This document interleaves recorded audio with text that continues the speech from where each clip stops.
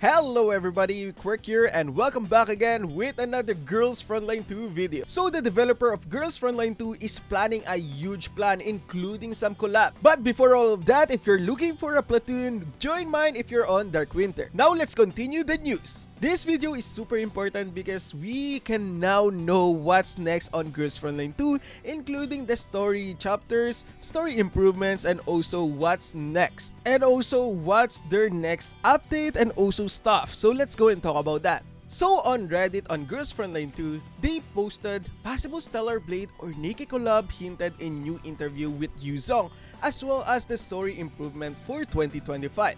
They also stated when asked about future collabs, Yuzong made a reference to how Stellar Blade moved him and how he is also looking to collab with a shooter game. Could both of these references together actually be a hint towards Nikki collab or two different collabs? One being Stellar Blade and other being some other shooter.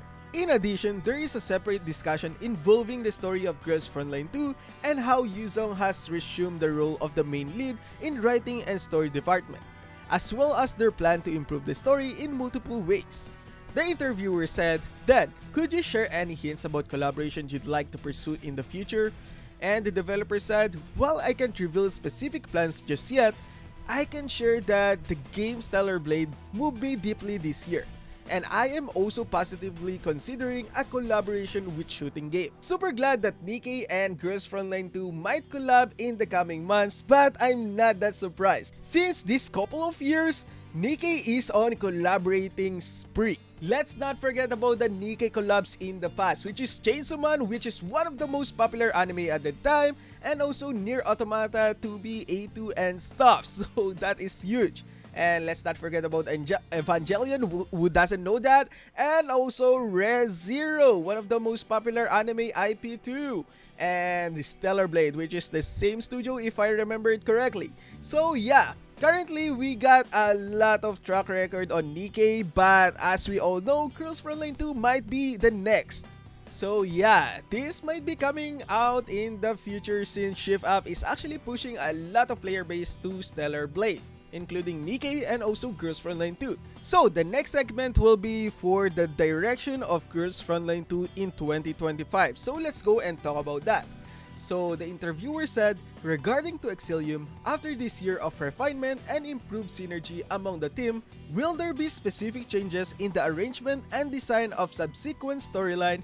For instance, are there any directional adjustment such as how it connects and integrates with the existing IP, including the main series and the bakery? So if you guys don't know bakery, that is Mika's game on Steam. So basically that's it. So are there any plans for these aspects? Whoa, that's a lot of text. But anyways, let's go and talk about this since this is the plan for 2025 in Girls Frontline 2. So let's go.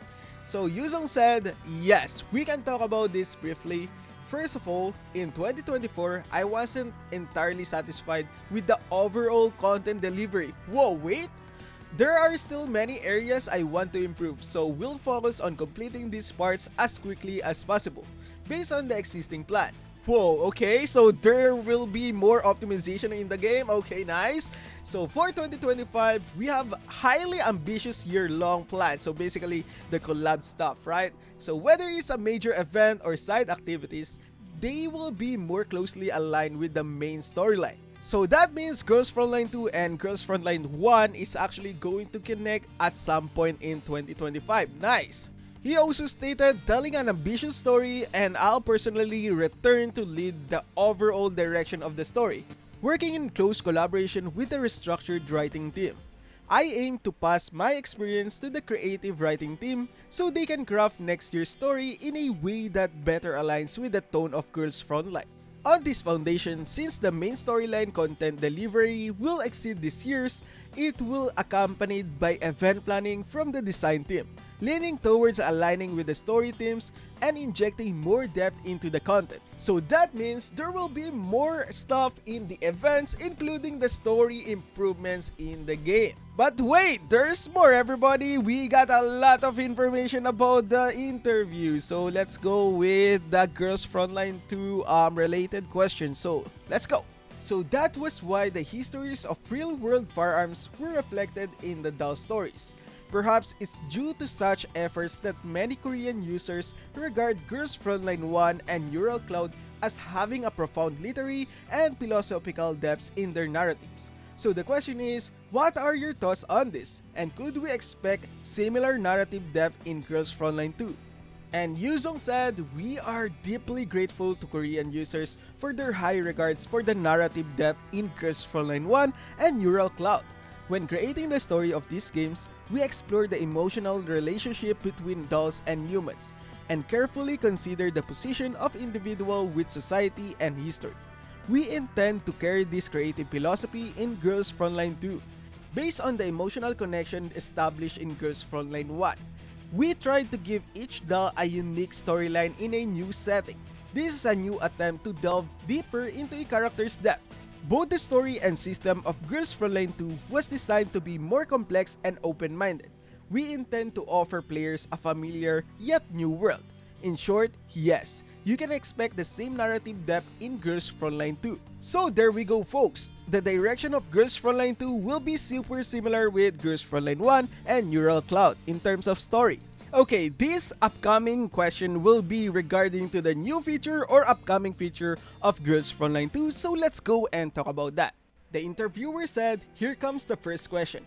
Is there a possibility that well-received commander customization or dorm decoration system of Girls Frontline 1 will be expanded or improved in Girls Frontline 2? The developer stated, we're working on a large-scale plan related to a major launch area which will include a certain level of customization. We will continue to introduce this type of content to our players in the future, so please look forward to it. Wait, really? So they are making a major launch for players, which is super great. And we got some sneak peek of this on on Twitter, right? So let's go and talk about that later on. So the next question will be, let's move on to the second question. Is there a possibility of introducing a feature in Girls Frontline franchise that allows users to set character voices in various languages? Okay, this question is super great because I want to change a certain character to Chinese because I prefer the Chinese voice for a certain character. I'm not going to say it, but this one is a great question. Let's see the developer's answers. He said, that's a very interesting suggestion. We will carefully review how we can implement this feature to better meet the needs of our players. Okay, well, there's my hope, guys. This will take a lot of time because they didn't plan this early on. But anyways, it's so good. Now that they are aware of this, that might be coming in the future, right? But anyways, I guess that's it for the interview for the developers. So what do you guys think about the addition in Girls Frontline 2 and also the story? Progress in 2025 according to the devs, which is super great, and also the Nikkei collab possibility and also the Stellar Blade. What do you guys think about that? Comment down below. But anyways, I guess that's it for now. Thank you very much for watching and see you guys on the next one. Peace out.